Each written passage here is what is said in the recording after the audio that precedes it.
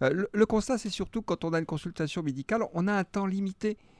Et si on veut donner des conseils qui soient bien adaptés pour bien manger, bien bouger, bien dormir, bien gérer son stress, ça demande du temps. Il faut connaître les gens. On ne peut pas demander. Les médecins ont toujours plein de bons conseils à donner, mais il faut que ça s'adapte aux personnes. Et donc l'idée, c'était de dire, nous, on veut une plateforme pour mieux connaître les personnes, pour leur donner des conseils qui soient plus adaptés à leur mode de vie. On ne peut pas changer sa vie du tout au tout. Si vous allez voir un médecin nutritionniste ou un diététicien, il va vous expliquer comment il faut manger. Ça ne ressemble pas du tout à ce que vous mangez avant. Vous ne pouvez pas appliquer. Donc il faut déjà connaître comment les gens se comportent, comment ils mangent, comment ils dorment, pour leur donner des conseils qui soient adaptés à leurs propres problématiques à eux-mêmes. Donc on va pouvoir se connecter, c'est vraiment une avant-première que vous nous annoncez ce matin, c'est à partir de janvier, hein, c'est ça, que ça va être voilà, vraiment actif. C'est ça, là jusqu'en janvier, vous pouvez aller voir votre médecin qui peut vous inscrire s'il est lui-même, il y a déjà plus de 1000 médecins sur la plateforme Invitam, mais à partir du 1er janvier, on pourra se créer un compte de façon complètement automatique et individualisée, et on est très content de ça. Prenez soin de vous, Invitam est là pour ça, merci beaucoup messieurs en tous les cas de nous avoir accompagnés pendant toute la semaine et on vous retrouve très bientôt. Merci beaucoup. Merci beaucoup, au revoir. Avec plaisir, à bientôt. L'alimentation, c'est quand même ce qui nous constitue. Nous sommes constitués que de choses que nous mangeons. Donc c'est donc hyper important. Et à l'approche de l'hiver, effectivement, une bonne alimentation va nous aider à rester en forme. Alors l'important quand même déjà, on va donner des conseils, mais c'est quand même de s'écouter, on voudrait dire aux auditeurs quand même. Écoutez-vous et ne vous forcez pas trop à manger des choses que vous n'apprécieriez pas. Parce que déjà de se sentir bien et de manger des choses qu'on apprécie, c'est extrêmement important. Après, qu'est-ce qu'on risque pendant l'hiver? On risque un petit peu toutes les infections virales. Donc, garder un bon stock de vitamines, de minéraux qui vont nous aider à nous défendre, c'est important. Et puis pour ça, rien de tel que les fruits, les légumes, en favorisant bien sûr ceux de saison. Et le fameux 5 fruits et légumes par jour, alors qu'est-ce qu'on en fait ? Alors c'est toujours difficile, 5 fruits et légumes par jour. Est-ce que si j'ai mangé que 4 fruits et légumes dans la journée, que j'ai plus faim et que je me sens bien, est-ce que je suis obligé de me forcer à manger mon 5e fruit et légumes? C'est ça qui est difficile. Donc comme le disait Antoine à l'instant, je pense que le plus important c'est savoir s'écouter. Oui, c'est important de privilégier les fruits et légumes, mais le plus important, et on pense à nos auditeurs là, qui sont là, qui se disent voilà, c'est ce soir, j'ai pas très faim, qu'est-ce que je fais? Est-ce que je mange? Non, il faut d'abord se connaître, s'écouter. Est-ce que j'ai faim? Est-ce que j'ai encore envie de manger? Quels sont les plaisirs que j'ai dans l'alimentation? Et ça, c'est aussi à privilégier. Varier aussi les plaisirs, c'est hyper important ça. Oui, bien sûr, varier. Si on mange toujours la même chose, on va forcément avoir des déficits. Donc une alimentation très variée, c'est quelque chose qui est important. Et désolé d'insister un petit peu, mais on ne se force pas à manger quelque chose qu'on n'aime pas. On varie dans les éléments qu'on aime. Après, il faut quand même tenter des petites expériences aussi, parce qu'il ne faut pas dire tout le temps j'aime pas. Je pense en particulier aux jeunes et aux enfants. Attention aux j'aime pas, mais j'ai pas goûté, parce qu'il y a un petit peu de phobie du nouveau. Alors, je découvre, j'expérimente, mais je me force pas à manger des choses que j'aime vraiment pas. Et les compléments alimentaires dans tout ça, est-ce que c'est une bonne solution ou pas ? Je ne crois pas qu'il faille favoriser les compléments alimentaires. Allons vers la nature, essayons de trouver des fruits et des légumes de saison. Remettons-nous à cuisiner un petit peu, même si c'est un petit peu difficile. Et puis même si on achète du tout prêt, on essaye d'acheter du surgelé qui soit quand même aussi proche que possible du produit de départ et pas trop transformé. Non, les compléments alimentaires, je ne favoriserai pas. Et les pesticides qui nous entourent, qui sont sur nos aliments, les antibiotiques aussi dans nos viandes, qu'est-ce qu'on en fait alors de tout ça ? Y échapper aujourd'hui, c'est effectivement difficile. Après, si on parle d'antibiotiques, si on parle de pesticides, si vous vous dirigez vers une alimentation biologique, vous n'aurez pas de pesticides et vous n'aurez pas, a priori, d'antibiotiques. Donc, oui, on peut y échapper. Il y a un petit coût supplémentaire. On pense tous nos auditeurs n'ont pas forcément les moyens. Peut-être favoriser les commerçants qu'on connaît, les circuits courts, en s'assurant un petit peu de qui produit. Ah oui, bouger, ça c'est un des essentiels de la vie humaine. On n'est pas été fait au départ pour rester assis toute la journée dans un fauteuil. Donc il faut se déplacer et il faut y penser régulièrement. Un petit conseil de départ, par exemple, essayez de ne pas rester assis toute la journée dans votre fauteuil. Pensez-y, même quand vous regardez la télévision, pause publicité, levez-vous. C'est pas bon ça peut-être pour la publicité, mais quand même, c'est pas mal. Levez-vous, bougez, restez devant l'écran si vous voulez, mais bougez-vous un petit peu. Et comment découvrir le bon sport pour soi-même ? Alors c'est un petit peu comme on l'expliquait hier, on va pas arriver à faire du sport qu'on n'a pas envie de faire. C'est comme manger quelque chose qu'on n'a pas envie de manger, je crois pas que ça soit la solution. Par contre, de partir de ce qui est important pour nous, voilà. J'ai 65 ans, ce qui est important pour moi, c'est par exemple d'aller chercher mes petits-enfants à l'école. Est-ce qu'on va pas pouvoir en profiter pour y aller à pied ? Le soir, je rentre du boulot, il fait nuit parce qu'il y a le changement d'horaire et on souffre tous de ce changement d'horaire. J'ai peut-être pas envie d'aller à la salle de sport. Qu'est-ce que je peux faire ? Est-ce que je peux pas simplement être chez moi, bouger un petit peu, faire quelques exercices ? Il y a des tonnes et des tonnes de tutoriels sur Internet qui existent, qui fonctionnent bien. Après, c'est peut-être intéressant aussi de pouvoir descendre, mettre une paire de chaussures et puis d'aller marcher ou privilégier le matin aussi. C'est important d'avoir les horaires, d'avoir le soleil, de pouvoir voir le soleil, parce que quand on rentre le soir, souvent il fait nuit, alors que le matin il fait encore un petit peu jour. Est-ce qu'on peut pas se lever, allez, un quart d'heure plus tôt pour aller marcher, ne serait-ce que 5 minutes ? Souvent ça lance la journée et on peut vraiment, voilà, on va être bien parce qu'on aura lancé certaines choses. Il y a pas mal de vous savez, des petits appareils, des podomètres, où il y a même des applications qui permettent d'évaluer le nombre de pas qu'on fait dans la journée.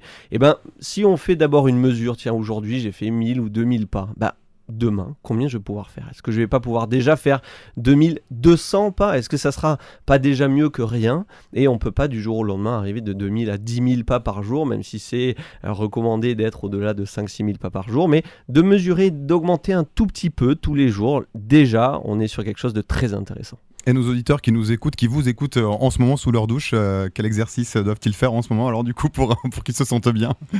Écoutez, effectivement, toute occasion, j'y pensais justement quand j'écoutais Vincent. Je me lave les dents, je fais des contractions abdominales en lavant les dents. Je prends ma douche, déjà je me lave les cheveux, je peux être très tonique et je peux faire des mouvements circulaires avec mes bras en me frottant les cheveux. Je peux profiter de chaque instant pour tenir mon corps, je dirais, dignement, droit, et sentir que je fais des contractions musculaires. Et toute occasion est effectivement une occasion de sentir et d'apprécier son corps en mouvement. Là, vous l'avez pas vu, mais j'étais en gainage depuis le début de la chronique, mais en vous écoutant. Si, bien sûr, on a surveillé, on a regardé. Merci messieurs en tous les cas pour nous avoir fait bouger ce matin, et à demain. À demain. À demain. Alors il y a plusieurs notions. Il y a la notion de quantité et la notion de qualité du sommeil. La quantité de sommeil, combien de temps est-ce qu'il faut qu'on dorme dans la journée ? On peut pas répondre. La plupart des patients qui viennent nous voir, ils nous demandent combien je dois dormir. On peut pas savoir. C'est pas 8 heures par nuit obligatoirement ? Non, pas du tout. C'est comme les calories dans l'alimentation. On peut pas savoir combien une personne doit manger. Par contre, chaque personne peut trouver la quantité de sommeil qu'il lui faut. La quantité de sommeil qu'il nous faut, c'est la quantité pour laquelle le lendemain on se sent en forme et on n'a pas envie de dormir.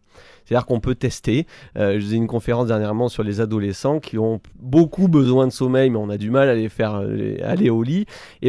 On va tester le premier jour, on va dormir 6 heures, 7 heures, et puis le lendemain, on se sent vraiment somnolent. Le lendemain, on va dormir un peu plus et on va voir quelle est la quantité qu'il nous faut. Donc ça, c'est vraiment le plus important, s'écouter, savoir quelle est la quantité qu'il nous faut. Ensuite, on va pas pouvoir trouver le sommeil si on n'a pas sommeil. C'est comme si tu vas faire pipi, tu vas rien faire si tu n'as pas envie de faire pipi. C'est pareil pour le sommeil. On est obligé d'attendre d'avoir sommeil pour s'endormir. Donc, on va pas se forcer, on va pas prendre quelque chose justement pour avoir... Surtout pas, tu as raison. C'est que plus on va se forcer et se dire il faut absolument que je dorme, moins on dort. Alors que le sommeil, il faut le prendre plutôt comme l'envie de faire pipi, c'est-à-dire on va attendre d'avoir envie, d'avoir sommeil pour aller au lit. Et à ce moment-là, on a beaucoup plus de facilité. Si à ce moment-là, on a du mal à s'endormir, on se lève, on attend de nouveau d'avoir sommeil et on se recouche. Voilà. Et attraper le bon wagon pour passer une bonne nuit de sommeil. C'est exactement ça. Quels seraient vos conseils, messieurs, pour éviter d'avoir des nuits un petit peu agitées ? Est-ce qu'on parle des appareils connectés qui sont à côté de nous la nuit ? Est-ce que ça a une incidence sur notre sommeil ? Oui, évidemment. Évidemment, c'est pas évident pour tous nos auditeurs. Je pose la question. Non, il faut éviter tout ce qui est tablette, écran, juste avant d'aller se coucher. Dans l'idéal, si on peut faire au moins une demi-heure et plutôt 1 heure sans tous ces outils avant d'aller se coucher, on passera vraisemblablement à un sommeil beaucoup plus tranquille et on le trouvera beaucoup plus facilement. On va terminer par les applis. Il existe des applis où on peut être connecté et pour gérer notre sommeil. Est-ce que ça marche vraiment ? Est-ce que ce serait de bons conseils ou pas pour vous, messieurs ? Alors c'est extrêmement intéressant parce qu'il y a certaines personnes qui arrivent à mesurer. Alors on va pas avec une application mesurer les stades de sommeil. On va pas pouvoir dire si quelqu'un est en sommeil profond, paradoxal. C'est juste des approximations. En fait, l'application va voir qu'on bouge pas. Il va dire ah ben a priori vous êtes en sommeil paradoxal parce que vous ne bougez pas. Cela dit, il y a des personnes qui arrivent en mesurant leur sommeil de tous les jours, trouver la bonne heure de sommeil en se disant ben voilà, si je me lève une demi-heure plus tôt, je suis encore peut-être et probablement en sommeil paradoxal, et c'est beaucoup plus facile de se lever quand on se réveille en sommeil paradoxal. Donc ces réveils intelligents peuvent être une bonne solution. D'accord, merci beaucoup en tous les cas pour vos précieux conseils, et il est temps de se réveiller messieurs, et à demain. À demain. À demain. Alors il y a des publications assez intéressantes qui montrent que les gens stressés, lorsqu'ils interprètent cette notion de stress en se disant mon stress est bon pour moi parce que mon corps est en train de se préparer à quelque chose qui arrive d'important pour moi, et ça diminue la mortalité cardiovasculaire, alors que le fait de subir ce stress-là, plutôt a tendance à l'augmenter. C'est très paradoxal, mais c'est plutôt dans l'interprétation qu'on en fait. Souvent, on est stressé parce qu'on anticipe ce qui va se passer après, ou alors on se dit « Ah, qu'est-ce qui s'est passé avant ?» Et le plus important dans le fait de faire des pauses, c'est de revenir au moment présent. Alors là, par exemple, à la radio, on est stressé de parler dans un micro. Ça s'entend pas du tout. Et on a le cœur qui bat, on a le cou qui est tendu. Ça, de prendre conscience de ce qui se passe à l'intérieur de nous, de notre corps, régulièrement dans la journée. Moi, ça m'arrive très régulièrement, entre deux patients, ou même pendant un rendez-vous, de prendre ne serait-ce que quelques secondes, de dire « Mais qu'est-ce que je ressens dans mon corps à ce moment-là ?» Est-ce que j'ai le cœur qui bat? Est-ce que j'ai une boule? Est-ce que j'ai la voix qui tremble? Voilà, tout ça, ce sont des petites choses qui font que progressivement dans la journée, on va arriver à faire des pauses, à prendre du temps pour soi.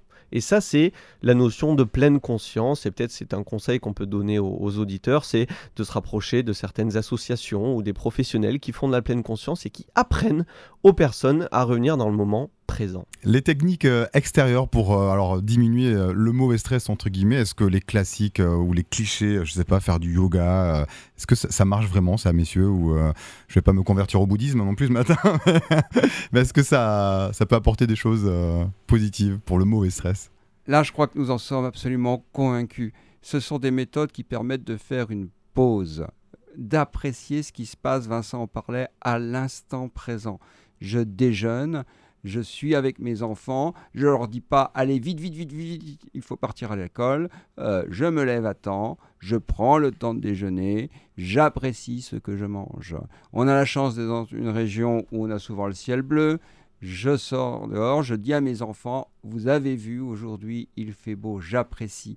Alors, il ne s'agit pas d'aller au bouddhisme, comme tu disais, mais il faut savoir que toutes ces méthodes dérivées des méditations bouddhistes ont été laïcisées, qu'il y a des tas d'études scientifiques qui en démontrent les bienfaits sur le bien-être, sur l'immunité. Donc là, on parle de sa santé à l'entrée de l'hiver. L'immunité, c'est hyper important pour éviter les infections virales. Eh bien, il y a des démonstrations qui montrent que la méditation, hors tout caractère, tout critère religieux, c'est bon pour le corps, c'est bon pour l'immunité.